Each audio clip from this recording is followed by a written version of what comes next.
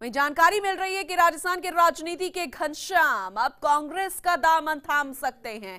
पूर्व मंत्री और विधायक रहे राजस्थान के तेज तर्रार नेता घनश्याम तिवाड़ी के कांग्रेस में शामिल होने की अटकलें तेज हो गई है। लेकिन क्या कारण है कि घनश्याम तिवाड़ी लोकसभा चुनाव से पहले कांग्रेस पार्टी में शामिल हो रहे हैं और मरुधरा की राजनीति में अगर ऐसा होता है तो क्या प्रभाव पड़ेगा? चलिए आपको ये रिपोर्ट दिखाते हैं।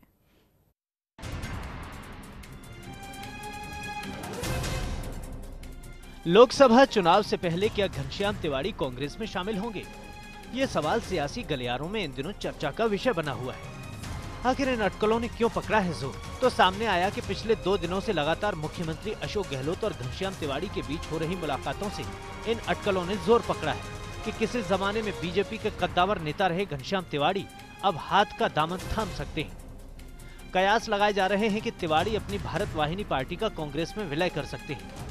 मुख्यमंत्री अशोक गहलोत के आवास पर सोमवार को तिवाड़ी की 4:30 बजे से पौने 6 बजे तक अकेले में चर्चा हुई। इससे पहले रविवार को भी तिवाड़ी ने गहलोत से उनके घर पर शाम 7:30 बजे से 8:15 बजे तक मुलाकात की। मुलाकात को लेकर तिवाड़ी का कहना था कि मुख्यमंत्री से उनकी प्रदेश के राजनीतिक हालातों को लेकर चर्चा हुई है। कांग्रेस में शामिल होने के सवाल पर उनका कहना था कि अभी तो मैं भारत वाहिनी पार्टी का अध्यक्ष हूँ। गौरतलब है कि तिवाड़ी ने भाजपा से अलग होकर नई पार्टी का गठन किया था।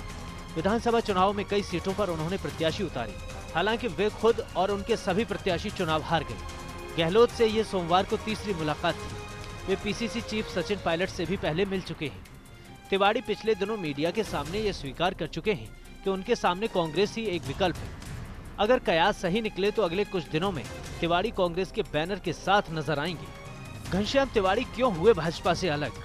वसुंधरा राजे के पिछले शासनकाल में ही वसुंधरा राजे और घनश्याम तिवाड़ी के रिश्तों में दरार पैदा हो गई थी। वसुंधरा राजे के कार्यकाल में शिक्षा और कानून मंत्री थे घनश्याम तिवाड़ी, लेकिन दोनों के बीच तल्ख रिश्तों के चलते शिक्षा विभाग में तबादलों के अधिकार तत्कालीन शिक्षा राज्य मंत्री वासुदेव देवनानी को दे दिए गए थे। इसके बाद अगले चुनाव में फिर से घनश्याम तिवाड़ी कमल के सिंबल पर सांगानेर से विधायक बने। इस बार गिरधारी लाल भार्गव के निधन के बाद तिवाड़ी को जयपुर शहर सांसद का चुनाव भाजपा ने लड़वाया, लेकिन तिवाड़ी कांग्रेस के महेश जोशी से चुनाव हार बैठे। 2013 विधानसभा चुनाव में तिवाड़ी फिर से कमल के सिंबल पर चुनाव लड़कर सांगानेर से विधायक बने, लेकिन वरिष्ठता के बावजूद उन्हें मंत्री पद नहीं मिला। मंत्री पद नहीं मिलने से नाराज तिवाड़ी ने वसुंधरा राजे से सीधी लड़ाई छेड़ दी। विधानसभा में राज्यपाल के अभिभाषण के दौरान पढ़े गए एक मंत्र को अंत्येष्टि के दौरान पढ़ा जाने वाला मंत्र बताकर तिवाड़ी ने सियासी भूचाल खड़ा कर दिया।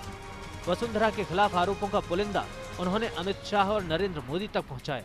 संघ के आला पदाधिकारियों को भी वसुंधरा की शिकायतें की, लेकिन बात नहीं बनी और आखिरकार विधानसभा चुनाव से कुछ समय पहले तिवाड़ी ने अपनी अलग भारत वाहिनी पार्टी बना ली। बड़े जोर शोर से चुनावी अभियान छेड़ा तिवाड़ी ने, लेकिन तिवाड़ी न केवल खुद हारे बल्कि उनके सारे कैंडिडेट हार गए। इतना ही नहीं, सांगानेर से तिवाड़ी अपनी जमानत तक जब्त करा बैठे। अब लोकसभा चुनाव से ठीक कुछ महीने पहले तिवाड़ी कांग्रेस की दहलीज की ओर टकटकी लगाए बैठे हैं। कांग्रेस में शामिल होने की बात पर तिवाड़ी ने भले ही साफ तौर पर कुछ नहीं कहा, लेकिन सियासी पंडितों की माने तो इस मुलाकात का मकसद सिर्फ और सिर्फ यही है कि विधानसभा में जाने से चूके तिवाड़ी अब कांग्रेस के साथ अपनी नई राजनीतिक पारी की शुरुआत कर सकते हैं। ये भी माना जा रहा है कि वे कांग्रेस के सिंबल पर लोकसभा चुनाव में हाथ आजमा सकते हैं। ये भी सही है कि विधानसभा सत्र के दौरान तिवाड़ी की विद्वता का लोहा माना जाता था। इस बार विधानसभा में उनकी कमी भी खल रही है। देखना दिलचस्प होगा कि कांग्रेस का दामन थामकर क्या तिवाड़ी दिल्ली का रुख करेंगे। Bureau report, first Indian.